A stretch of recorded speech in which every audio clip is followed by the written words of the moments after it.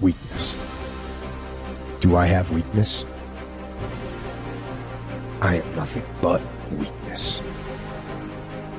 I'm not naturally strong or fast or flexible. I'm certainly not the smartest person in the world. I get emotional over stupid things. I eat the wrong foods. I don't sleep enough. I procrastinate and I waste time. I care too much about meaningless things and not enough about important things. My ego is too big. My mind is too small, often trapped inside itself.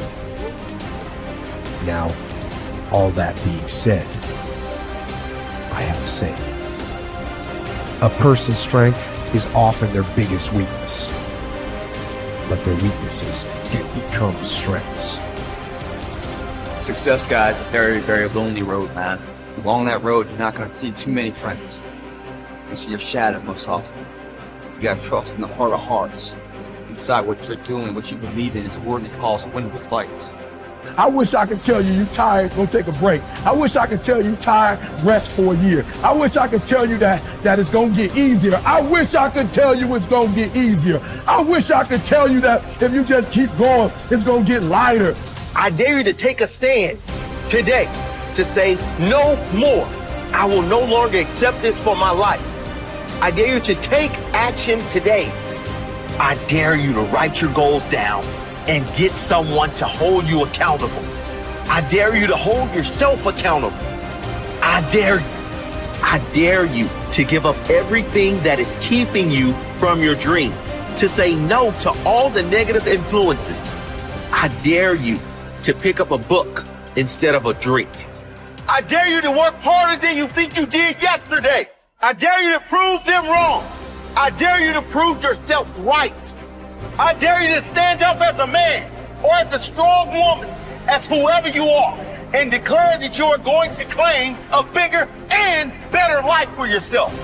When you get to the point where enough is enough, when you get to the point where it hurt real bad, when you get to the point when it's over, when they're tired, when they're frustrated, when they're ready to give up, when they spent their last dime, that's when they get started.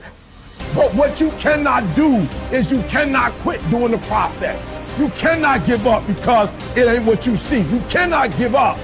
Pain is there to make you better. Without struggle, there can be no victory. And let me tell you, when you've been through pain, when you've fought for where you are, you ain't gonna let anyone take away what you got. When you've earned it and paid your dues and suffered and failed, been hurt and been down, and you get back up, when pain and struggle comes to face you again, you look it in the face and stand it down.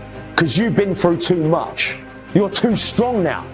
Everything that has happened to you up until this point has made you who you are. And it will continue to mold you into who you will be. How do you overcome the suffering of life? Be a better person. That's how you do it. Well, that's hard. It takes responsibility.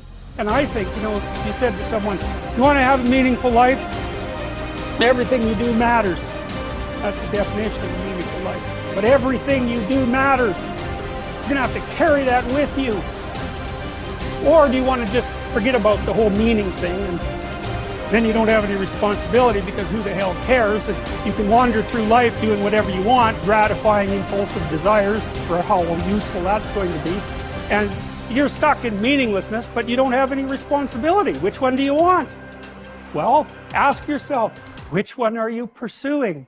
And you'll find very rapidly that it isn't the majority of your soul that's pursuing the whole meaning thing, because, well, look what you have to do that. You have to take on the fact that life is suffering. You have to put yourself together in the face of that. It starts with yourself, man. You gotta start diving into those things that you're afraid of. You don't gain confidence by going to the spot that makes you feel good. It's gonna be a false reality. And the second life gives you that challenge, all you want to do is go back to what made you confidence, or what gave you confidence. Is that happy spot? No. What gives you confidence, what gave me confidence, was spending years at a kitchen table trying to learn how to read and write on my own. Realizing I can't learn the way you learn. I can't. But I can learn. What gives you confidence, not being afraid, is overcoming the fear. I used to stutter severely bad. So right now, I don't know how many people are going to watch this. You know what gives me confidence? Is knowing I no longer care if I sit here and start stuttering again. That's what gives me confidence, is facing these things, overcoming them. And maybe not overcoming them every day, but facing them. And facing and facing. Pretty soon like this, oh man, this is where it's at. It's not in that comfort zone. It's in the discomfort zone is where my confidence is getting built. That's where it's getting built. But people want an easier answer. There has to be an easier way. It's not. I'm sorry. I searched for it my entire life. I did. I lied. I did everything. And I still felt empty. I walk around with a backpack with all my stuff in it, with no car. And I walk around happiest person in the world. Have nothing. Happy as hell. It's because I found out the whole key to life. It's not in all that. Have to face yourself. So many people live to be 100 years old and they die miserable, having everything, because they never examine. I call it my live autopsy. You never examine this. Happiness, peace, enlightenment, it's all up here, man. It's all up here. And when I start talking like this, people are, man, I don't know. It's the truth, man. It's all up here. You just got to be willing to go and face it. And that's the hard part. Attitude is a reflection, a result of a person's will. It is incalculably powerful. It can bring about marvelous results for us, but we need to train it patiently, day by day. Now let's talk about the attitudes of people who are successful. The top 5% of the people who go sailing through life from one success to another and who, even when they fail at something, shrug it off and head right out again. No matter who the person is or what he does, men and women in sales, business executives, people in all the professions, wives and mothers, students, top people in the armed forces, public servants, men and women in the service of religion, working men and women in all fields of endeavor, wherever you find a person doing an outstanding job and getting outstanding results, you will find a person with the right kind of attitude. These people take the attitude toward themselves that they can accomplish what they set out to accomplish, that there's no good reason on earth why they can't be competent, successful. They have a healthy attitude toward themselves and, as a result, toward life and the things they want to accomplish. And because of this, they achieve some remarkable things, and they come to be called successful, outstanding, brilliant, lucky, and a lot of other things. They're quite frequently no more brilliant or outstanding than the majority of the people by whom they're surrounded. But they did develop the right attitude, and they found their accomplishments not too difficult, and many times surprisingly easy, simply because it seems that so few are really trying, really believe in themselves. Successful people come in all shapes and sizes and in widely varying degrees of intelligence, background, and so on. But they all have one thing in common. They expect more good out of life than bad. They expect to succeed more than they fail.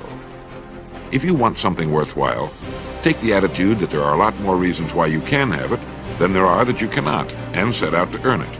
Go after it, work at it, ask for it, and 9 times out of 10, you'll get it.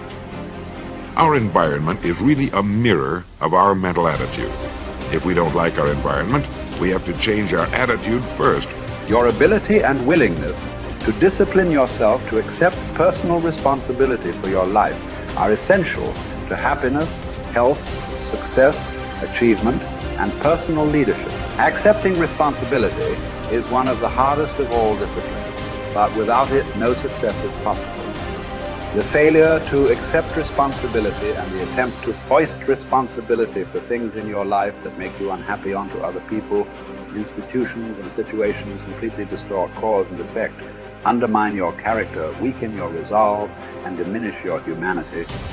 They lead to making endless excuses. There is a direct relationship between the acceptance of responsibility and the amount of personal control you feel you have over your life.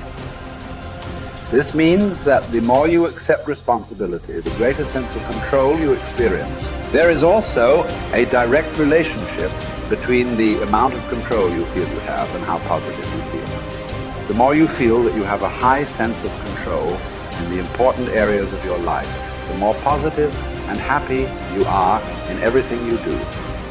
When you accept responsibility, you feel strong, powerful, and purposeful. Accepting responsibility eliminates the negative emotions that rob you of happiness and contentment.